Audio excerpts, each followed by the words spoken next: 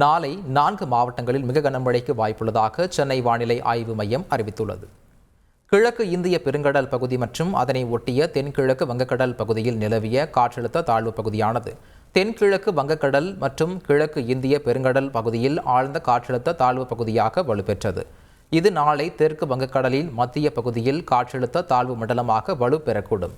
இது மேலும் அதற்கடுத்த 2 தினங்களில் தமிழகம், இலங்கை கடற்கரையை நோக்கி நகரக்கூடும்.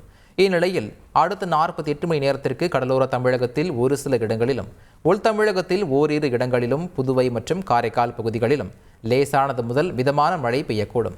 நாளை மயிலாடுதுறை, நாகை, தஞ்சை, திருவாரூர் மற்றும் காரைக்காலில் ஓரிரு இடங்களில் கனம் முதல் மிக கனமழையும், கடலூர், விழுப்புரம், அரியலூர், சிவகங்கை, புதுக்கோட்டை மற்றும் ராமநாதபுரம், புதுவையில் ஓரிரு இடங்களில் கனமழையும் பெய்ய வாய்ப்புள்ளது. சென்னை மற்றும் புறநகர் பகுதிகளில் நகரின் ஒரு சில இடங்களில் இடி மின்னலுடன் கூடிய லேசானது முதல் மிதமான மழை பெய்யக்கூடும். செய்திகளை உடனுக்குடன் தெரிந்து கொள்ள உடனே சப்ஸ்கிரைப் பண்ணுங்க.